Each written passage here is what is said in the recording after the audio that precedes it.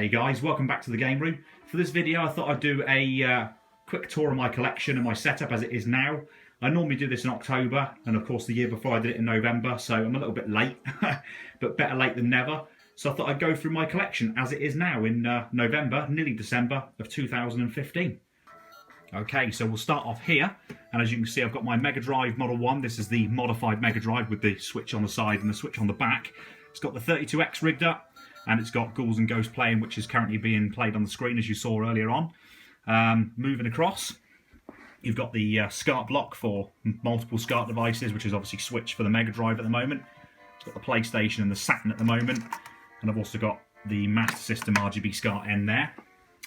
Got the Wii U gamepad up there. Got the XRGB FrameMeister, which is doing a cracking job of scaling the video for Ghouls and Ghosts, as you can see on the screen there.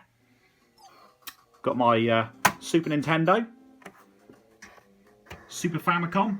These are usually away in the cupboard. I get them out to play them every now and again, but yeah, most of the time they're in the cupboard. Got the Nintendo 64, still the same as before, but I'm going to get it RGB modded at some point. My SCPH 1002 first model PlayStation. The Xbox 360S. And the Sony PlayStation 2 over there in the corner. And of course my PC is still there as well. So if we go down a level now, you've got the Sega Master System Model 1 with Sonic the Hedgehog in there. I've also got a Master System 2, but that's away in a box at the moment because I still need to finish off the mod to it. Got the Wii U and the Xbox One as well. Before anybody says anything about, oh, your Xbox One's going to overheat, don't put anything on top of it. You can see the fan vents here, and it's not being covered by anything. So I think you can safely say the Xbox One's going to be fine, it's going to live. Across here, you've got the original Xbox, the Crystal one, modded with Endure soft mod and a 200 gig hard disk inside it, and also a little receiver for a wireless controller, which is another pickup from me from this year. And I said I was going to get another Sega Dreamcast, and I did, and there it is over there. Coming down to here, we'll do it whilst we're here. I know I've kind of done this out of order. Collecting dust and cat's hairs. My Sony PlayStation 4, this is still my original one from launch in 2013. Works a treat. Really enjoying still playing some games on the old PS4. And I've got a PlayStation 3 Super Slim that you can see over there in the corner. Moving back over to here, you can see I've got my European Model 1 Sega Saturn, which was the one that was an easy fix. It had the laser problem, but it's been so easy to fix. The GameCube with the Wavebird wireless controller receiver and a memory card. And my Japanese Sega Saturn. I use this most of the time. Often this one's away in the cupboard. I use that a lot of the time. So, I'm going to show you some things on the bed in here. Some more stuff that I've got.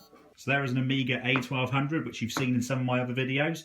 This has got its original main board back in it now, which was repaired by Amiga Kit earlier on this year. You've got my Commodore 64 with the SD to IEC and the S-Video cable as well. You've got the NES, which I fixed last year. You may remember that. Got a Pikachu N64. Got this basically just for collection purposes because these are pretty rare. Saw one in a shop and had to buy it. Just had to. Got a box Game Gear that the wife got me for Christmas last year. Got my Boxed and Complete 1002B, which is fantastic. Got the PS1 that I recently picked up that was listed as faulty. There was nothing wrong with it. Got my Multimode 3 modded 5552 PlayStation there. Got my original 60GB backwards compatible PlayStation 3. That needs repairing, it needs reballing. It does work, but basically the fan is really noisy. I don't think it will last too much longer. Here you've got the Sega Mega Drive Model 2 from Japan.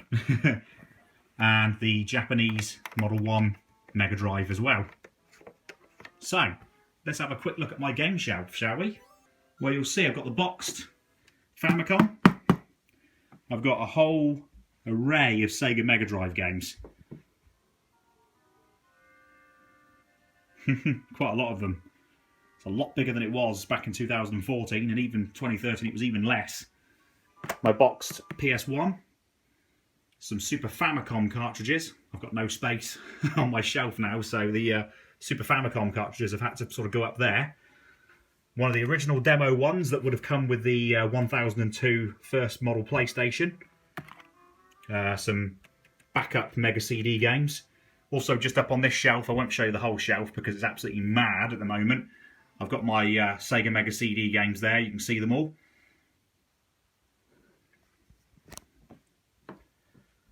Got a couple of boxed Game Gear games, some unboxed loose cart Sega Mega Drive cartridges. You have to excuse the mess on this shelf. Got the Master System games, some loose Master System games, Tokyo Highway Challenge, European Mega Drive games, look.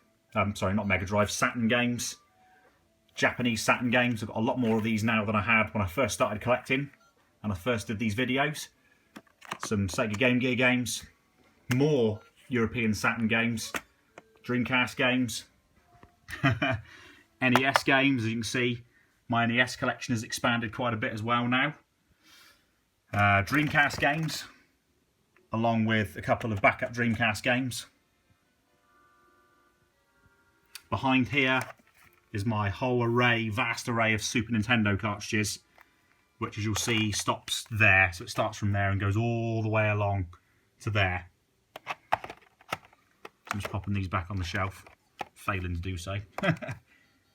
Down here we've got Sony PlayStation games. Again, I've got more PlayStation games than I had when I last did one of these videos last year. It stretches all the way across the bottom of both of these shelving units, look. Moving along, we've got N64 that goes across there and goes across there.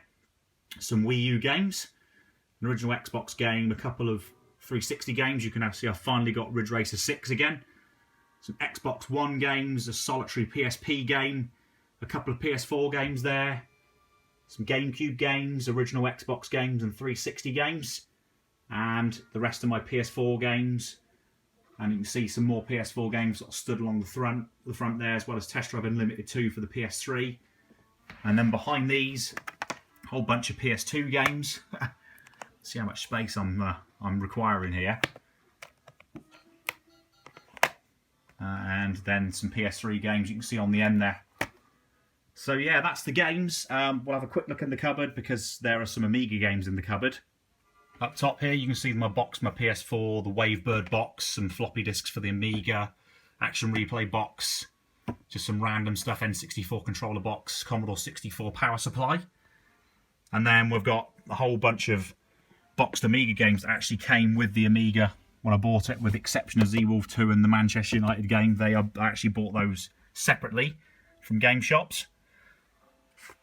But there you go, some Amiga games in the cupboard there, look. And in the shelving unit, I've got Mega Drive, Saturn, Dreamcast, Master System controllers in there, Nintendo controllers, so NES, Super Famicom, N64, and a Wiimote in there as well.